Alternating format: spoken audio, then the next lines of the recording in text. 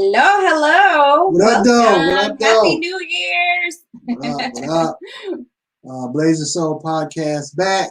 Yes. As always, every Wednesday. Told you guys we would be back.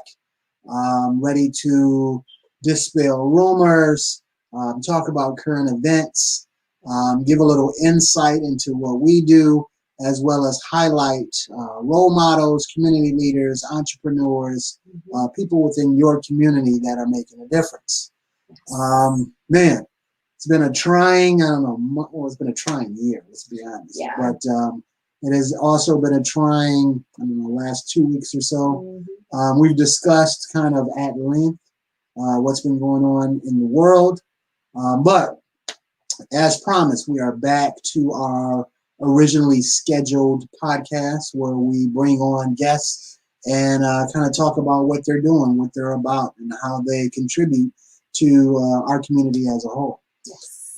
So without further ado, let us bring our guest speaker to the podcast. We have Nick Bosco, he does a little bit of everything. He's a creative. Jack of all trades. Yeah, he's a creative. So Creator, he's a person after my own heart because I consider myself a creative as well. Award-winning screenwriter, entrepreneur, creative. He does a little bit of everything. And I guess a side note, kind of like we are, but he is married to a African-American woman. So he is all a part of that blazing soul or that Blasian community, so to speak. So it was just, fortuitous for us to bring him aboard. So let's welcome him in, Nick Bosco. Welcome, welcome, Nick. Uh-oh. All right. Uh-oh. What happened? He's in New York, so everyone's probably there. He is. All right. Or Jersey, actually. Is the connection bad? Well, a little bit. You wouldn't come on for a minute. Yeah. You scared me a little bit there, man. I'm like, he's in New York, but you're in Jersey, and there's a lot of people there. So. Yeah, definitely.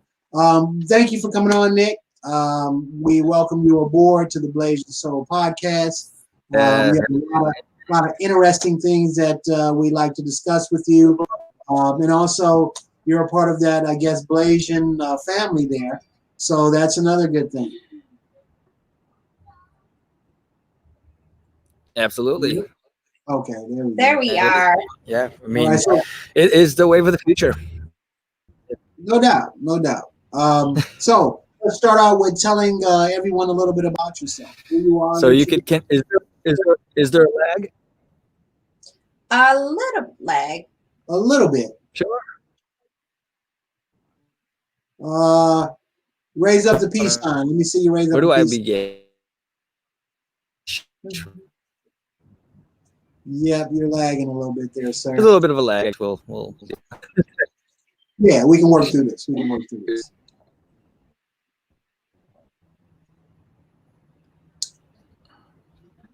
Oh man, yeah. I'm sorry. We asked for that I have like full on all bar on my computer here. So it may just be the servers of yeah, we use some services like StreamYard and stuff like that. So it could just be that, So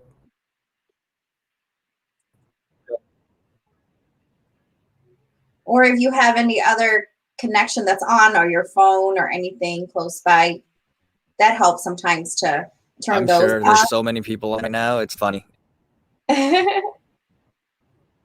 So tell us a little bit about yourself, Nick.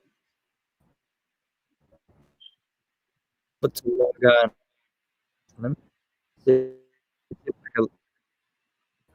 see if my phone.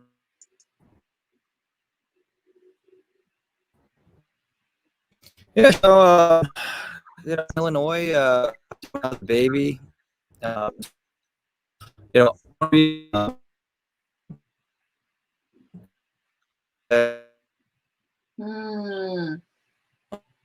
went to school with. We can't hear you. No, you're totally lagging out, bro. Let me see if we remove him and add him back. Let's see. I try to get There you it on my. go. There we go. Is that better? Does that work? Yes. There we go. All right. So let me log off the computer here. Okay. And I'm just gonna do this handheld. That's You're much perfect better. now. You're perfect. Much better. Yay. Cool, man. Wait, you know what? And then actually, then I don't have to. Hold on. Give me 2 seconds. Let me just plug in my trusty dusty headphones so I could really hear you guys. Because now I'm on this like smaller speaker. You're the techie too. So you'll figure it out. Yeah.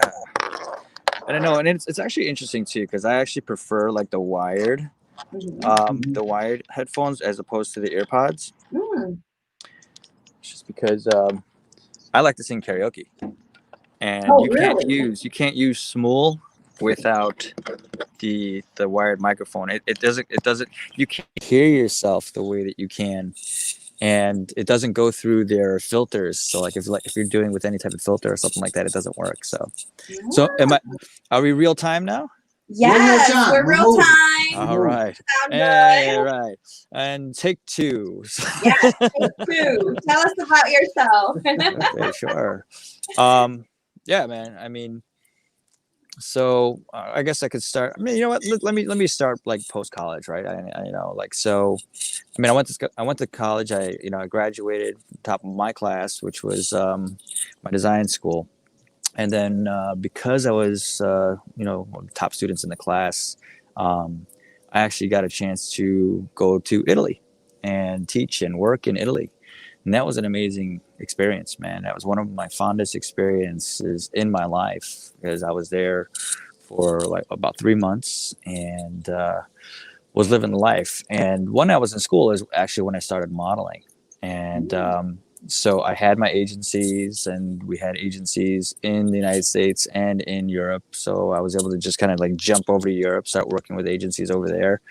And when I was there, like, it was great. I just walked into the agency and they're like, go to these 2 places. And I went to those 2 places and I booked both of the jobs, and that paid for like all of my little trips and travels and stuff like that.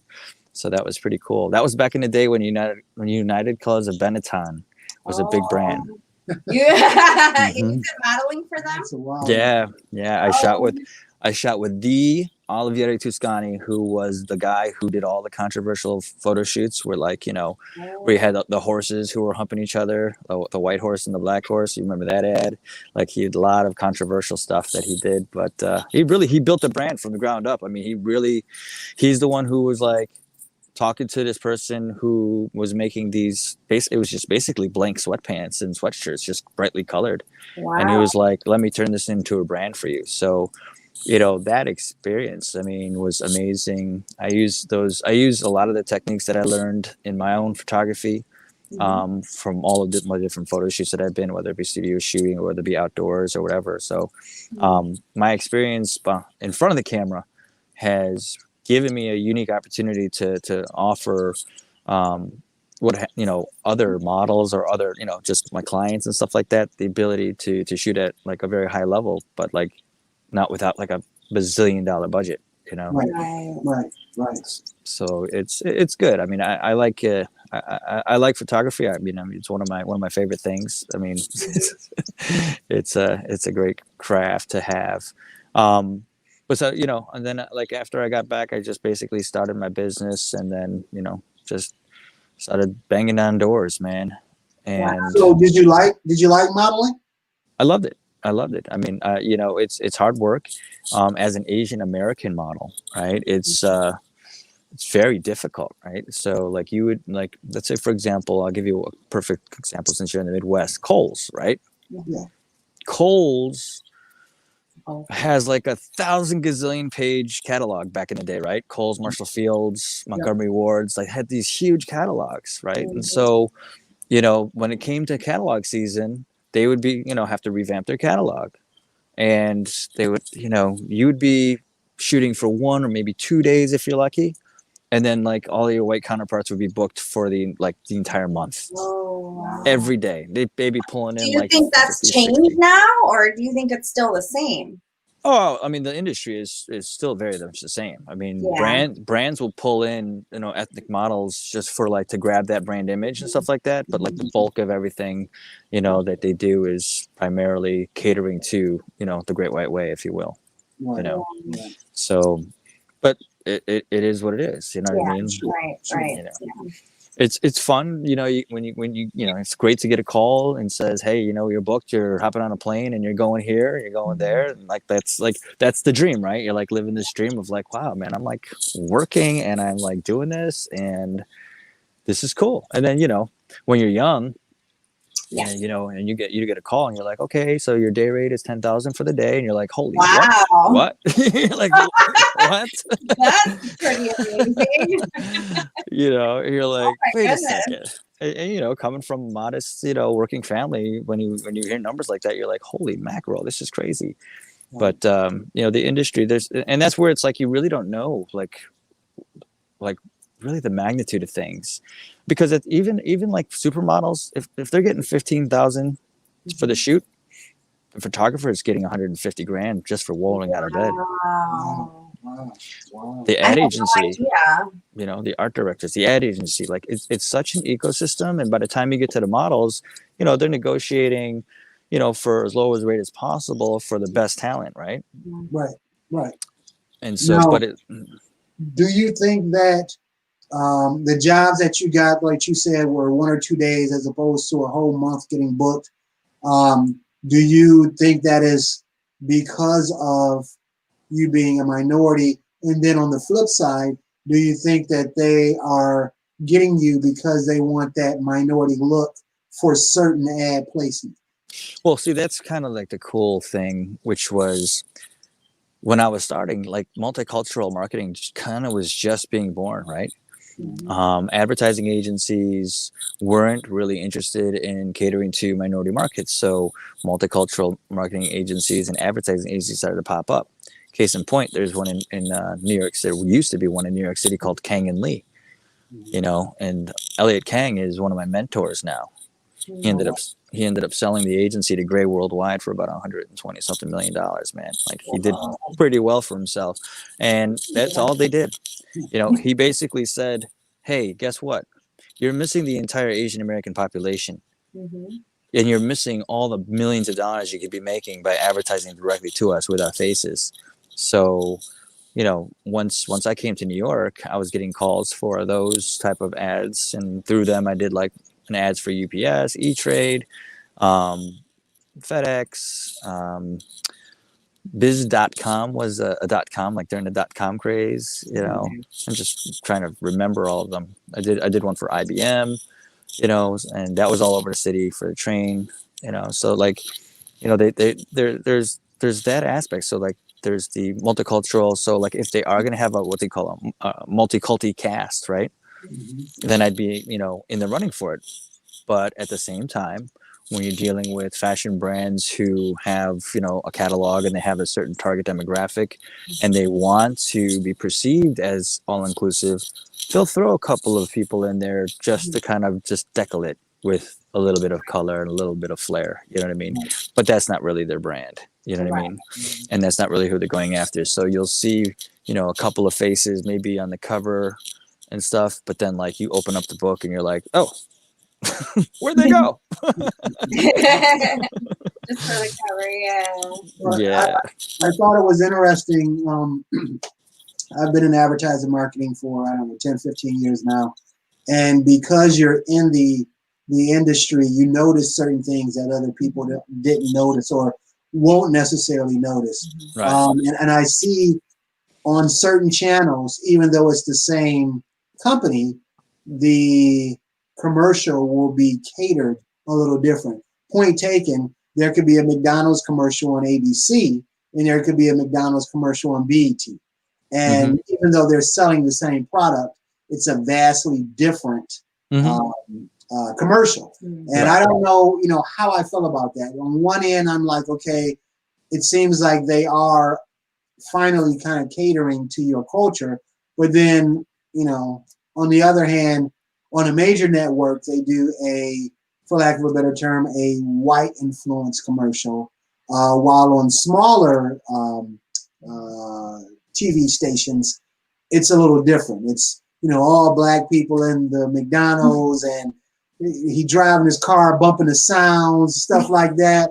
But then when you turn to ABC, it's a family sitting down and, they're discussing something while they eat French fries. So do you see that when you're looking at commercials, or have you noticed differences in how they market certain ways? Well, I mean, you're in the industry, and I've been in the industry for a long time, so we all know about how, like, let's say television advertising works, right? So it's in zones by zip code, and you basically buy zones and zip codes and stuff like that, and that's how you do your media schedule, right? Sure. So, and based off of what that zone and zip code is in the population, you want to place an ad that speaks to that community. So it's no different than digital ads now. It's like you could really hyper local focus in, or you could do more broad range, or you could do audience based, or you could do income based, all the different marketing triggers and levers and stuff like that you could pull. Sure. It's just that it wasn't as exact of a science as it is in digital marketing as it was with television or radio prior to digital marketing, like 15 something years ago. So they just basically would say, okay, let's make a commercial for the African American market, the Latino market, the Asian market, the white market, so on and so forth. And then, they would kind of run with that campaign, And so yeah, like I would be like, please let me be the Asian dude. Let me just be the Asian guy, man. That's it. But okay. So tell us a little bit about all the ventures that you're doing right now. Well, after modeling, where'd you go from there? You started your own business? Yeah, well, I started my business because, that's what I went to school for, right? So I had a love and a passion for design and art and marketing and logos and advertising and creative. And so, after working at different ad agencies and branding firms all through college, like I was lucky. I mean, I had my first internship after my freshman year, and so I had a freshman year internship, sophomore year internship, junior year internship, senior year internship. Then I was in Italy, so I was always working at like high level agencies and really getting the full on experience. And then it was after I came back from Italy and I started to work at this ad agency again. And then I was like, is this going to be it? Like, am I just going to wake up at 6 a.m. every day, hop on the metro, go to downtown Chicago, work, go get a slice of Chicago pizza, go back, run to the train, because now you got to run back to Union Station, and then like you're taking the train. Then I'm going to get home, grab a bite to eat, go to the gym, come home, take a shower, and go to bed. Yeah. And I was like, I couldn't do that, man. I'd rather wake up early in the morning, put my shoes on, grab my portfolio, walk out the door, and start banging down doors and control my time. Yeah. Right. Yeah. And that's really been my whole like entrepreneurial journey is really, I mean, I always want to just manage my time. And, I may not be a bazillionaire, I mean, I have my wealth of my family, right? Mm-hmm. And I'm proud to say that, like, for all of my kids, I've never missed a school concert. Wow. I've never missed a sporting event, a volleyball tournament, or anything like that. So I was there for all that stuff, and I have all those memories. And my kids will always be able to tell the story, like, my dad was around all the time, like, Sure. Yeah. And even when times were tough and like it was a slow season, because as a business owner, it's feast or famine a lot of times. Sometimes it rains and pours, sometimes it's dry, Yeah. but I never made them feel like, hey man, hold on, let me go get some of this no frills cheese real quick. Exactly. We try to just make them feel comfortable and be like, okay, because it is a struggle sometimes, you know what I mean? You're, especially, the one common thread with a lot of minority businesses is that the access to capital is just not there. Sure. Sure. I'll give you a case in point. So I graduated from school, and I was just starting my business, and I was just trying to just make it with whatever money that I had, and I really didn't have much, right? So I was just busting my hump, just trying to like work and save. And so then my other buddy graduates from school, and he has a marketing degree and everything like that. And I call him like, "What are you doing lately, man?" He's like, "Oh man, man, I just opened up my business." I'm like, "Cool, man. Like, where you at?" I'm thinking like he's got like a small office somewhere. He's like, "No, we're in Algonquin, man." I'm like, "Okay, cool." He's like, "Yeah, come by, man. You got to check it out." I walk into this office building, and I'm thinking he just has like a little office. He has the whole building. Wow. He had the He's in whole Algonquin? building. Yeah, man. Oh, wow. He had the whole building. His father was a developer, right? And so his father completely gutted the building and like rebuilt the whole thing. It was a complete multimedia studio. So this is the time when CD-ROMs and stuff like that, and macro media was like hot, right? And like so they were really killing it, and they were able to get, because they had such a facility, they were able to get like the Sprites and the McDonald's accounts and stuff like that. And I'm like, man, I couldn't even be like, "Yo, Sprite, come over and check out my studio." I'd be like, check out my home office. Yeah, right. I'm like, "I'll come to you. How about that? I'll come to you." You know say you got to fake it till you make it, right? Yes, Definitely.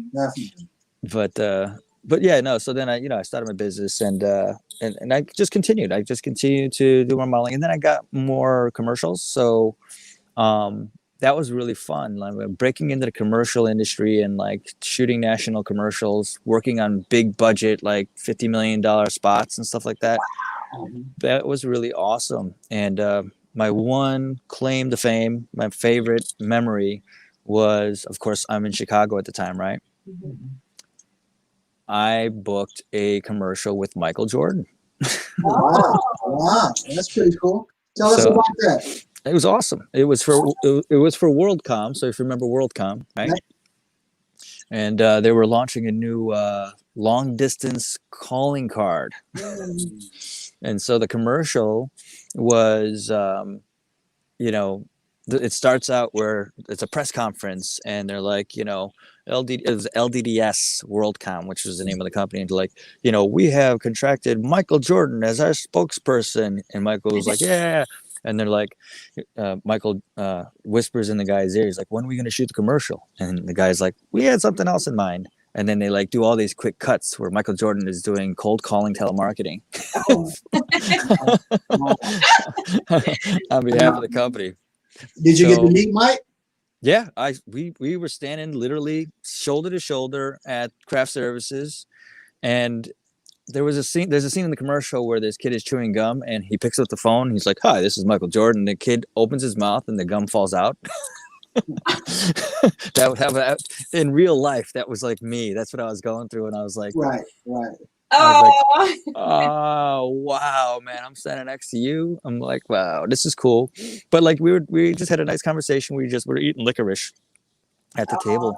And then like he had to go because he had to get ready for his scene and everything like that. But I didn't realize, like, I was, because you see him on TV and you're like, wow, man, you're really tall. Yeah. Oh yeah. 6'7". That's a big fuck. Oh man, and he was they had him in the back because he had to do this scene where he was in his jersey or something like that, and he's ripped to shreds, man. He was ripped to shreds. I was like, man, how can I have your diet?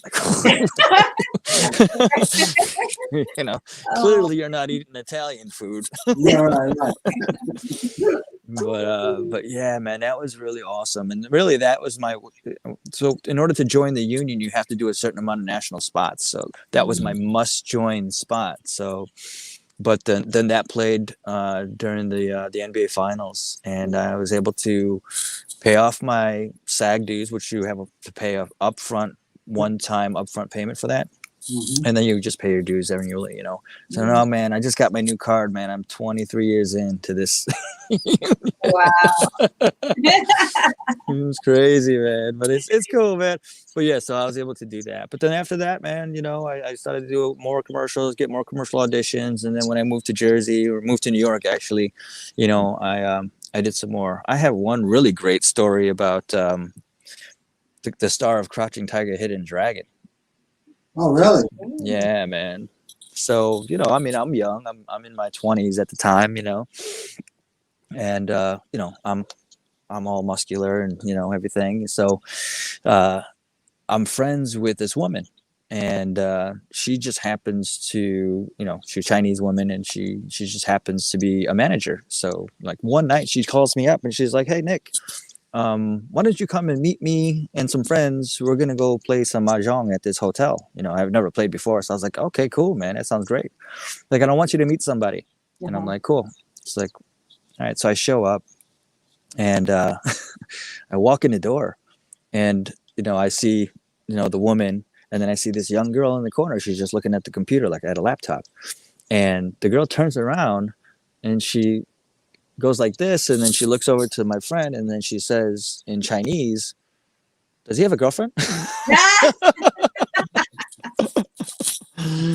So it was so awesome, man. So, you know, we all hung out, man, and like, but the hard thing, there was a language barrier, so she couldn't speak English. Oh wow.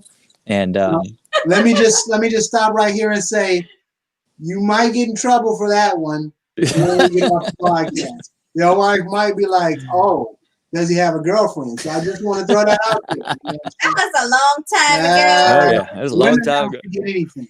Yeah, man. No, this was when I was like wholly single, man.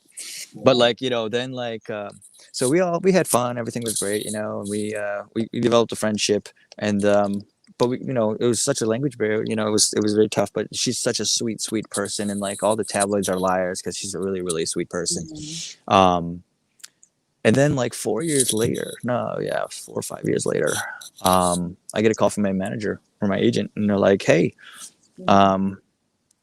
you just booked a Maybelline commercial." And I was like, "Oh, wow, this is great," right? So, so I'm like, "Cool." And they're like, "It's shooting in Soho, like down by, well, not in Soho. It was shooting down by the fish market, the Fulton Street Fish Market in Manhattan." So I make my way down there the morning of the shoot, and then like I walk on the set, and I see this Asian girl standing on the corner, and I'm like, "Oh, are you the principal?" She's like, "Oh, no, I'm not that pretty." And I'm like, I'm like, "So who's the principal?" She's like, "I don't know, some girl from China." And I think, Wow. right? I was like, "Zhang Ziyi," and she's like, "Yeah, yeah, I think that's it," because she didn't even know. So then I was like, "All right, cool," you know. So we were a little bit, you know, we were just in holding and stuff like that. So I was like, "All right, let me go by the trailers," and I walk over to the trailer, and I see her name on the trailer. So I knock on the door, and she opens up the door, and in perfect English, she's like, "So you have so you're married now, huh?" And I'm, Wow. I was like, "Whoa." Yeah, but it was cool. Like we did the commercial and everything like that, and it was good, you know. And yeah, man, I like she's awesome. I just, you know, it wasn't meant to be. It's just one of those things. You're far better off. Far better off. Hey, man, yeah, you know. So yeah, so then I have all these beautiful children now, so it's wonderful, you know. And this is great. So yeah, I mean, it's been such a journey, you know, and I've had like amazing times in the industry as a designer, as an art director. You know, working with Maxim Magazine was probably my favorite. I worked with them. Yeah, it was awesome. Wait, what's awesome? No, but it's the thing about it, man. It's like everybody thinks that you got all these hot women like walking around the office and everything like that, but you don't. It's like a very corporate environment. And most of the people that you work with are like women, and really powerful, awesome, and brilliant women who are just like on top of their stuff, man. Right. And the person really who is responsible for the success of Maxim is a colleague of mine named Kim Willis. She was the marketing director at the time, and she was she was driving so much revenue for that publication. It was unreal. Case in point, we did this Bud Light campaign, and it was just it was a national tour, and here was the program. It was amazing. So in 30 markets, they did 20 little bar promotion parties, you know, where they had models and stuff like that, passing out invitations to a large party. Wow. And then my buddy Dan, like, he is like the tastemaker of marketing and events. like literally, like he's been featured in like Forbes magazine for like being the tastemaker of events, and he put on these parties, and women are, you know, swinging from like velvet ropes in the ceilings. You got people, and like it was just crazy. And of course, it's all sponsored by Bud Light, so there's free drinks all night long. Oh, It's wow. just, it was insane. And there were so many people who, after the first party, which was in Phoenix, dropped out of college and just followed the party trail all around the country for the entire year. Wow. Yeah, life goals. That was crazy. But you know, I really only I you know, my job was to design the follow-up booklet that went in with the magazine. So this booklet, you know, was you got like 750 million copies. It was like crazy booklet, man. And they spent so much money. I think like it was reported that the campaign was something worth like $1.5 billion. Dang, billion? Yeah. Yeah, they were in the billions. Yeah, man, like the owner of Maxim. You know, have you been to the store and seen Maxim hair color for men? No.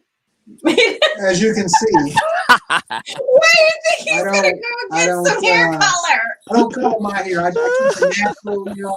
Oh yeah.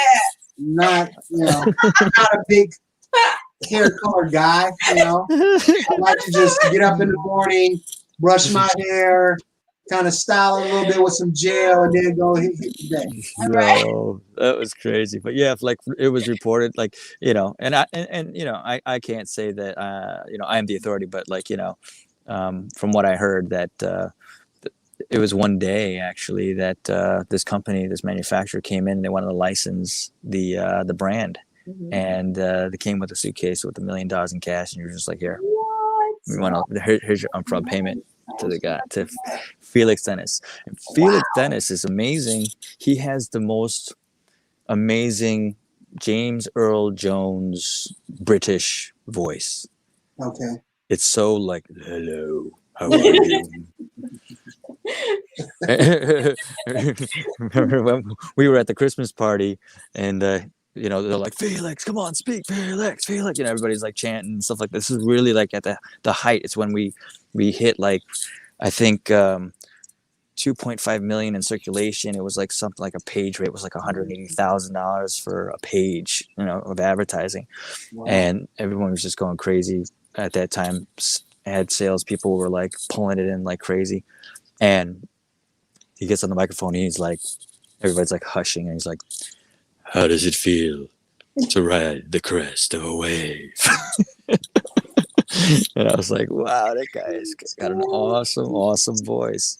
But yeah, man, it was just a great experience. And I worked with amazing people, and I'm still, you know, associated with them. We're still friends. We have our own little Facebook group, you know, and a lot of them have moved on to, like, I know some of my friends are at like iHeartRadio and Meredith Corporation and stuff, like a lot of the other big, you know, publication houses and stuff. And, you know, they're all doing really, really well. I mean, Kim Willis is a rock star, man. I love her to death, man. I want to be her one day. You know, they have an operation for that. They do. Say again? They have an operation for that. You said you wanted to be her. They do have an operation. Well, no, you gotta have her brain power too. Okay. You gotta be thinking with both heads. You know? There you go. So you're getting successful, and Chinese women are hitting on you. How did that transition to you meeting and marrying your beautiful wife? Well, I mean, you know, even before, like, I mean, I was a dancer, you know, I was a hip hop dancer. Oh, I was about to say, what type of dancer? Yeah. Trust me. When you're in the modeling industry, all of your agents and managers are just like, why don't you just go dance for dollars? Right. Go, you know, and when they said that to me, there's this innocent Midwest guy. I'm just like, what is he even talking about? What does that mean? What is it, dancing for dollars? I thought it was like a game show or something. But then, you know, like I was looking for a job at the time, and he's like, here, you have to go to these places. And I was just brand new to New York. I didn't know any of the neighborhoods, pockets, or anything like that. So he sends me 2 places, and, you know, one is the Viceroy and one is food bar. I had no idea. And he's like, they're gonna love you there. They're gonna love you there. And I'm like, okay. I didn't get the jobs at either one of the places. I was like, I thought they were gonna love me here, man. I needed a job. Oh my goodness. Yeah, but like literally when I first moved to New York, like I just picked up and left, Mm. and I was so that story in itself is a story because talk about like that New York experience where like you come from the Midwest, or you come from anywhere else in the country, you come to New York with a couple of bucks and a dream. Sure. And I literally was sleeping underneath the kitchen table at my buddy's house. Oh, wow. Wow. And I just was like, okay, I'm gonna be here, and I was only gonna be at his place for like a week, maybe two, Mhm. and then I was just like, man, you know what? I'm gonna just try to make it happen, But so like I was spending my money, I took bartending class and stuff like that just to try to, get something quick, Sure. and because they had job placement, right? And Oh, that was a total hoodwink Oh, because wow. all they at the end of your bartending school experience, that's all they did. You call up this number, and then you could just hear them flipping through the pages of the newspaper, being like, "Oh yeah, they're hiring over here. Go here." You're wow. like, what? I thought you guys had like ins with places, man. Right. Oh my Isn't that what I was paying for? Right. You're like, I could have done that. But the funny story is that so I literally was down to my last $5. Mm. Like literally, all I had was my return plane ticket and this $5. But I had done some work, but I hadn't gotten paid for it yet. Mhm. But I was gonna go down to this interview at the Greenwich Street Cafe. Now there's two Greenwiches. There's a Greenwich Avenue and there's a Greenwich Street. Of course, I'm new to New York. I have no idea. Mhm. So I take the train, I look at the map and I see Greenwich, and I take all the way to where the address was. It was like 7 Greenwich Street, right? So I take it to 7 Greenwich Avenue, which is all the way at the bottom tip of Manhattan. And I'm like, it's not here. I walk up to this door. It's got like wrought iron gates over it. Clearly, this is not a restaurant. Right. So then I'm like, oh crap, man. So I spent the money to get there. So if I would have spent the money to get up to Greenwich Street, I wouldn't have had enough to get all the way back home, which was like all the way across, the Queensboro Bridge, Long Island State. It would have taken me like 3 hours to walk home, Sure. and I think I would have been dead. but so I just started walking up the street, and I just was like, you know what? I'm just going to just knock on doors like I did back in Chicago when I was like looking for work, So I just started knocking on doors and walking into restaurants and stuff like that. And I was just like, are you hiring? Are you hiring? And it was in the summertime, so it was hot, right? So all I had on, and that wasn't even in professional attire because I was just going for like a bartending job. Mhm. So I was just like in a tank top and some pants, and I'm walking up the street, and then I walk into this one restaurant. It was called Layla's. It's on Franklin Street, and I'm like, "Are you guys hired?" They're like, "No, but I think across the street, like next corner, they might be hiring." So I literally, I'm like, "Thank you so much," and I'm like, practically dehydrated right now. 'Cause I'm not drinking anything. I'm just trying to get to this place. So I go over to the place and I walk in, and I didn't even know what it was, because this restaurant had nothing really on the outside to really show what it was. It was really kind of like undercover. So I walk in and I see these people sitting at the table, and the door closes behind me, and they all kind of like an old Western movie. They're all like, the sound effects of their head was like, and the guy gets up and he's like, "Who are you?" And I was like, Nick Bosco. And they're like, and I'm like, I heard you guys might be hiring. They're like, "Oh yeah, you got a resume?" I'm like, "You need a resume to work at a restaurant?" As a bartender? So I was like, "No, but I do have a comp card." And they're like, "Oh, really?" So I had my modeling comp card with me. Like, I gave him the modeling Oh my comp card, goodness. and luckily he was fond of me. So, Whoa. Right. so literally he's like, "Okay, well, we'll give you a call if we're interested." And then I got a call on Friday for training. Mm. Wow. And so it was paid training, and then I became a server. But the kicker is that this restaurant was Nobu. I don't know if you're familiar with Nobu. What's that? No. Oh goodness! Listen, if you guys ever come out to New York and it's a special holiday, Yeah. go to Nobu. They're all over the world now. He's never been to New York. Oh boy, we gotta get you out here, man. Gotta get you Yeah. out here. You'll love it. It's great in the summertime, man. It's just really, it's a great Yeah. place to be, kind of hang out. It's just so visual, you know. I mean, even on the outside, obviously, you know, you always see pictures of the outside, but when you go on inside of things, that's really the magic. It's really the magic, because New York, I believe, is the #1 place for interior design. Oh, And it's a beautiful thing. So obviously, you know, we go to design school, we learn about graphic design. We know that in the art school they have an interior design program. This is like, you know, every restaurant, every place, the retail store and stuff like that, they all come to New York to do research before they open up their doors, because this is where everything happens, man. It's really beautiful, but it's artistic, and it's really breakthrough, you know, creatives out here. You know what I mean? But the great thing is that all the creatives that are here that are making amazing things happen are coming from other places. You know? that's why New York's so overcrowded. Yeah, but that's the beauty of New York, because we want to talk about diversity and inclusion. Yes.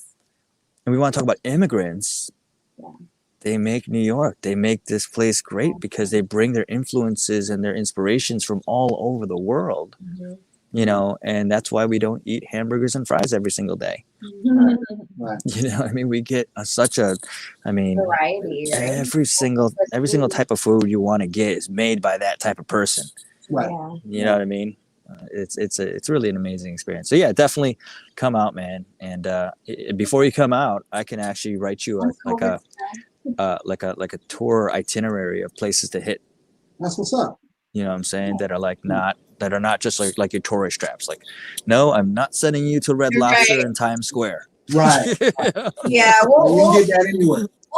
we'll need some trips after this is over with. Oh my God. We're Yeah, overdue. absolutely. So fast forward to kind of now, or in between. Yeah, man. Well, you know, about meeting your wife. Your wife, yeah. Did you meet her working there? no, man. So my wife, you know, I met at a modeling party. Oh, she's also a model. Yeah, she's a model.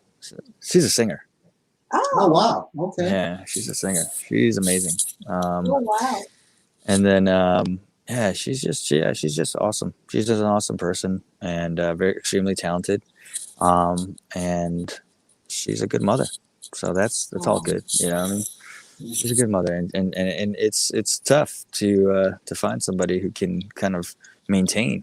You know what I mean? Yeah. Right. So she's rocking and rolling, man. Now, did your friends, family, what did they think when you said, "Hey, this is the one. I'm going to marry this young lady. Oh, by the way, she is African American as well." Well, you know, for my family, it wasn't that big of a deal, because we already had a lot of multiracial families already within the family. You know, so I think the first person who got married, you know, in an interracial marriage was my cousin Laura back in '98, and well, I mean, that wasn't a really big deal, because her husband was the #1 basketball player coming out of Kansas University. So, what was his name? His name is Jacques Vaughn. Oh man, everybody knows Jacques Vaughn. We all know Jacques Vaughn. So they don't Yeah. Yeah, man. But they didn't care about that, right? No, not at all, man. He's awesome. I mean, he's like the most soft-spirited guy that I've ever met. You know what I mean? Like I love that guy. I mean, that side of the family and everything like that is just amazing. Sadly, we lost one of the brothers recently to like a really aggressive bit of cancer. That and I was with them not last Thanksgiving, but the Thanksgiving before. And he looked like he was in perfectly fine health, and then it just like hit him like after, I guess, I don't know how long after that, but he started to lose a lot of weight and stuff like that. So that was hard, because, you know, you're just like, I didn't think that was going to be the last time that I was going to see him, you know, and I was just glad that I had a chance to see him, because we hadn't seen each other for so long, you know. But I definitely love that side of the family, and you know, my little cousins that they have, you know, their kids look just like my son. You know what I mean? Especially my youngest, you know, Nicholas. If you put them in a room and you're like, what? You guys are twins? You know, like they'd be triplets. You know, but they're all, you know, but my cousin, she's short. You know what I mean? And Jacques not the tallest guy in the world. You know what I mean? No, he's not. You know, Point guard. so they got themselves maybe a couple of point guards, but but yeah, it's cool. But like my sister-in-law, she's African American as well. My nephew Michael, he's also mixed, but obviously he's Italian, right? So he has half Italian, half black. And so yeah, like we've been in this interracial family game for quite a while. In a lot of my rooms that I go in, especially in Clubhouse, because it's such a diverse app, right? There's so many people of so many different ethnic backgrounds, but my goal, like for the next 10 years, is to really create and be the bridge as much as possible with everything that I do, and kind of have that at the core, is to be the bridge that allows the Asian community and the Black community to lock arms and to include each other in each other's successes and failures and fights, right? Especially in fights, right? Because there's a big fight right now for civility and for social justice. And the Asian community is suffering just as much from a social justice perspective, because of the coronavirus, because of Mr. Trump and his Kung Flu statements and all that other stuff, and because it came from China. So there's a lot of stuff going on there. So, I just want to continue to visually storytell about interracial relationships, friendships between males, love relationships between male and females, and but also show the dark side. You know what I mean? Yeah. So I had written this screenplay, Lucky Day, and if you go to if you go to my website, it's on there. But you could just you could just go to my YouTube channel and just find it on there. There's a link to it, or I could just send it to you, and you could share it if you want to. But that was, when we talk about the LA riots, we talk about, how bad, the relationship was between the Asian and Black community because of so much damage. And when you go and you look at the documentaries about this narrative that was shoved down our throats on the news, it wasn't even the African American community that was really causing all the damage. Right. But they're not going to tell you that on the news because they want to continue this narrative about Black people. And it's like, it's so sad. And you hear, like, literally from the witnesses, the Koreans that were there, they will tell you, like, in the films, you're like, no, it actually wasn't, So, we know that there's an agenda, when it comes to some of the media outlets and stuff like that, to continue to divide everybody. But, my goal as a filmmaker, as a storyteller, is to continue to bring us together. And as this brand, is to continue to, show and spread love and, have everybody just kind of, experience, like, how beautiful it is when you mix, the two cultures together. The one thing that I can say, that through my experience through dating interracially, is I want to call it, I'm going to coin thy phrase here, because I'm from but I can't copyright trademark. All right, go ahead.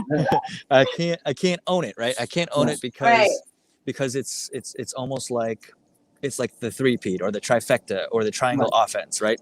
But it is a triangulation. So what the triangulation is prior to having children, interracial children, right?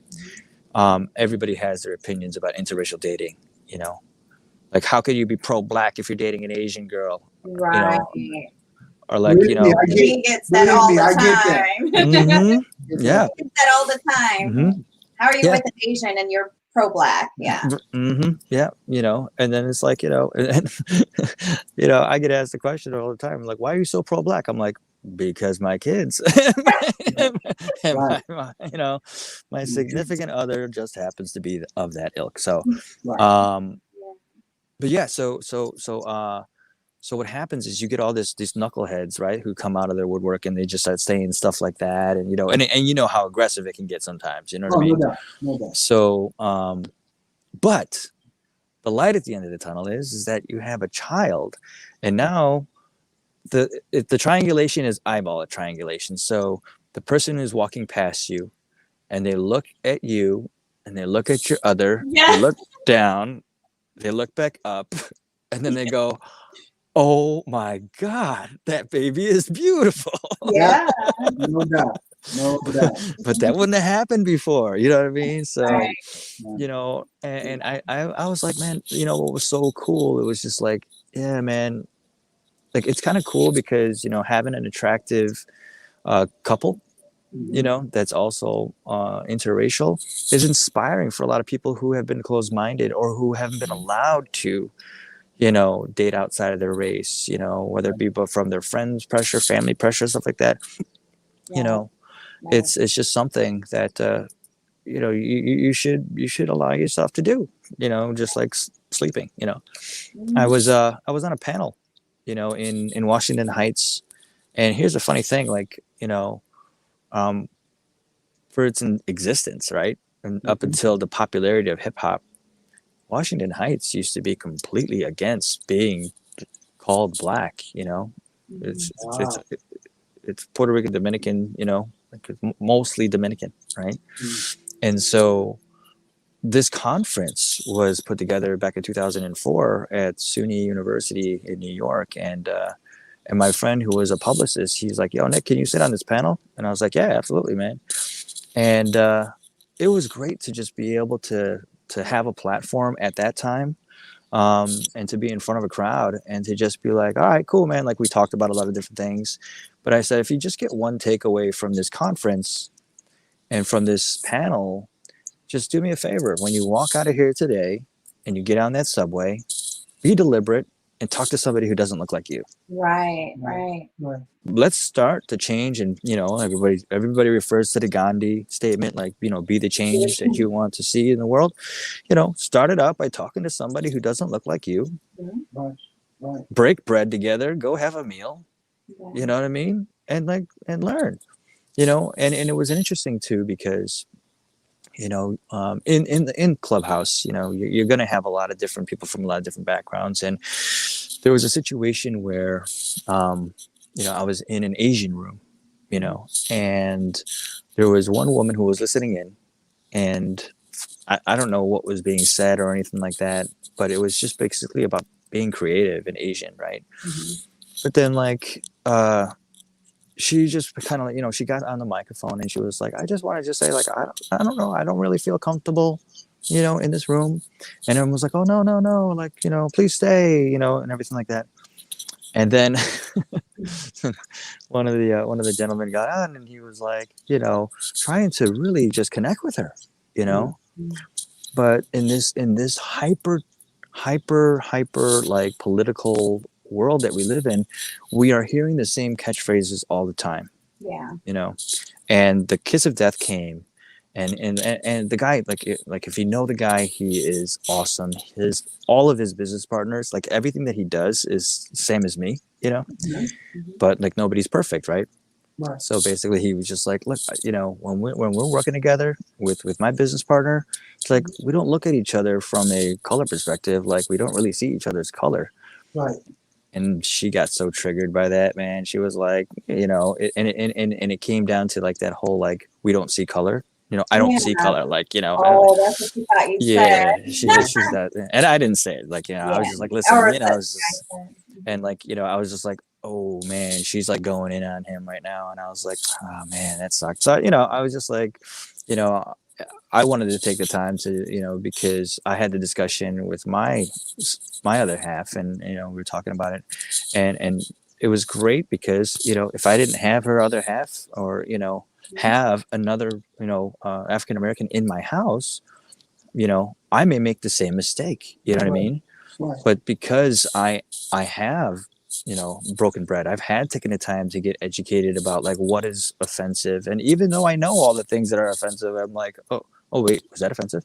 You know, Right. you're never gonna get it right all the time, but like, you know, and she's, the way that she said it, man, was just perfect, man, because when people say things like that, they're being so disingenuous. Definitely. Definitely. And and you could just tell, like, when the moment that you say that, you're like, you're a friggin' liar. Right. Right. And you lost all credibility off the gate, because okay, so we're you know, obviously we're talking about casting and films and stuff like that. So if if the film is written and you're the casting director and you're like, okay, this is written for a black guy. Right. How am I going to cast this thing if I don't see color? Right. Mm-hmm. Yeah. You know what I'm saying? Definitely.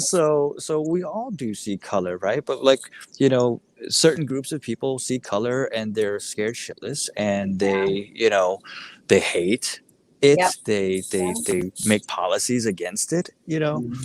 But at the same time, like, you know, some people see it like when I was single and I go into a bar or something like that and I'd see somebody and you'd be like in a predominantly white bar or something like that and I'd be like, okay, and it would just be like kind of like this overall, you know, you walk into a place, you scan the room, right? It's just always happened, man. We were just like, oh, I'm gonna go talk to that girl. Right. She just happened to have brown skin. Like, you know what I mean, like, it's just you're attracted to what you're attracted to. You know what I mean? That's true. And but you know, also just on the flip side of things, from a cultural perspective, you know, like I said, I was a dancer. You know, so go to a white wedding and try to, you know, dance hip hop with all the people who can't dance. You know what I'm saying? So it's like, oh, this is frustrating. You know, I love my family. We always have fun times at the weddings and stuff like that. But it's usually, you know,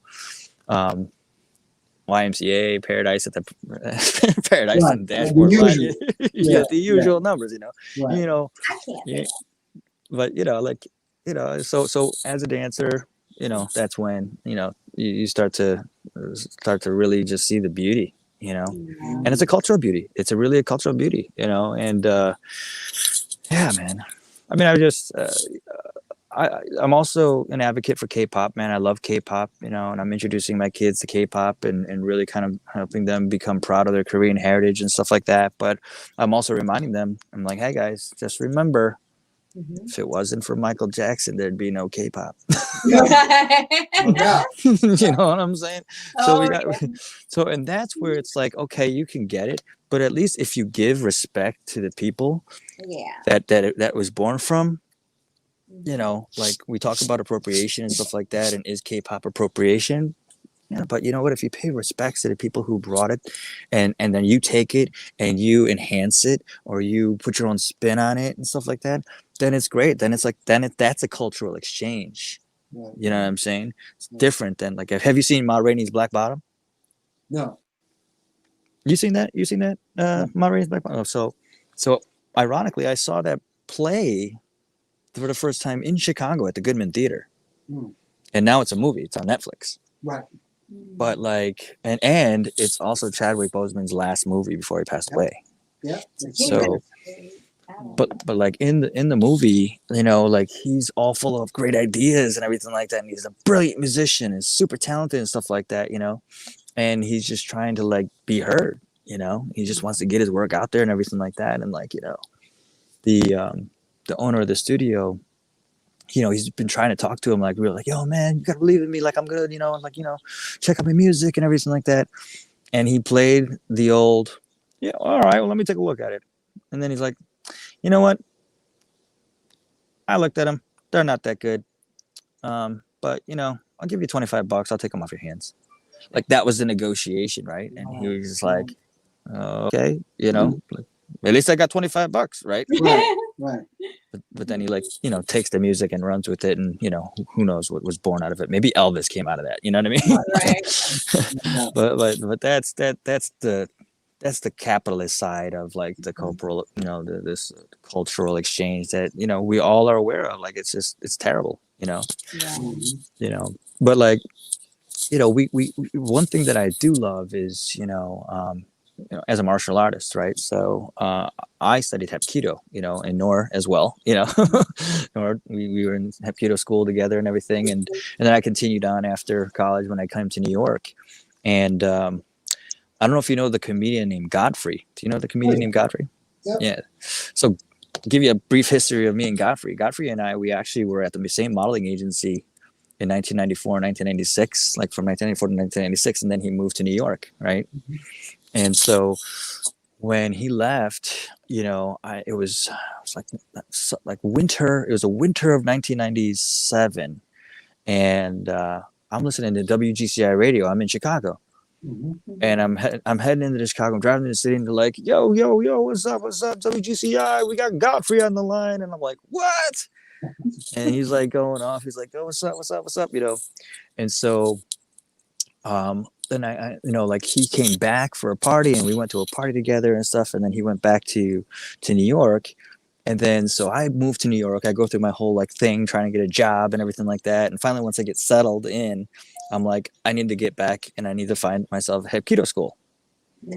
So I find this one in Soho, and I'm like, oh, cool. Oh, wow. It's like a Hapkido school. This is great, you know? So I walk up the door, and literally the first person I see at the front of the door when I'm walking in is Godfrey. And it was so great, man. It was just great. We reconnected, man, and we would hanging out. Like he was working at the Comedy Cellar at the time, so we'd hang out in the summertime, and I'd go to all of his shows and stuff, and we'd hang out upstairs. There's like a restaurant upstairs above it, you know. That's where all the comics hang out. And like I met Tracy Morgan there. I met like all the bigwigs. Everybody who's performed there, you know. I can't even remember all their names, but it was great. I just remember Tracy Morgan when he first got his contract. I was there when he first got his contract with Saturday Night Live. Wow. Yeah, it was amazing. He was, and you know, like in those mob movies, when the big boss is like talking, and he's like, everybody's kind of like staring at the guy like this with like a deer in headlights, and then he starts talking all serious, and then he says like a punchline, and everyone kind of pauses, and you're like, oh no! And then they start laughing, and then it's just kind of like this really hearty laugh, and you're like, y'all are faking it. You all are scared to death at this point.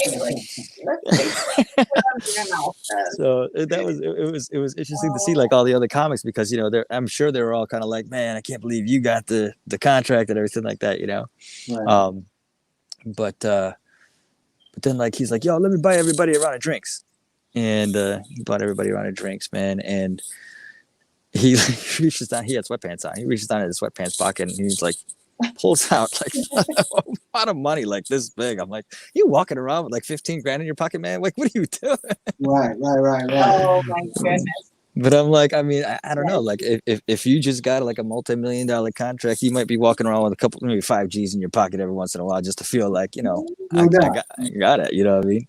But that was cool, man. That was really cool. Nah, man, it's great to reminisce about these memories. It's cool, you know. But it's all culmination to, me as a you know, like my goal right now is to really, you know, continue working, you know, helping clients and stuff like that with my design company, but also, I want to really spend the rest of my life making films. Sure. Oh, okay. Sure. You know, so all of like when all is of my the release? So I have 2 screenplays right now that are being looked at by some pretty important people, which is great. You know, I mean, what a blessing, and it's just, you know, it's just this whole thing has like been organic, really. You know, like this whole COVID thing has just been like, you know, weird. You know, and but like through Clubhouse, man, like we've been able to network and like, you know, develop friendships with people that you never would have been in the same room with. So it's really great to be able to do that. So how would we've got your contact in the bottom, if anyone wanted to get in touch with you with any of your ventures right now with your business or anything, tell us how they could reach out to you. Yeah, man, you can just send me an email you can send an email at blackkoreans1@gmail.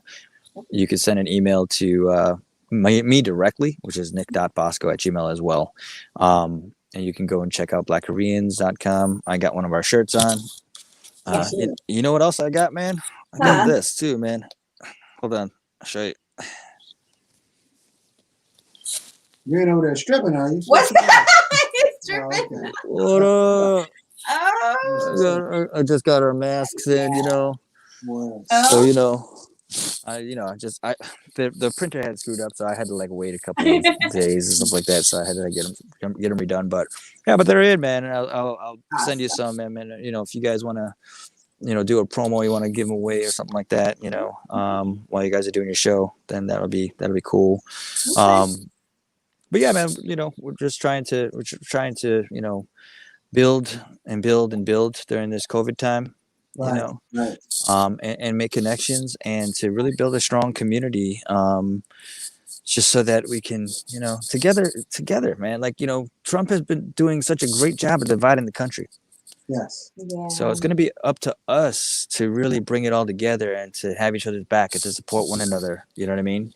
Mm-hmm. Definitely. That's why we came up with the podcast, is try to bring some positivity to the world and, change the narrative with the Asian and Black communities. No, absolutely, man. Absolutely. And we have to. I mean, obviously there's such diversity within the communities, right?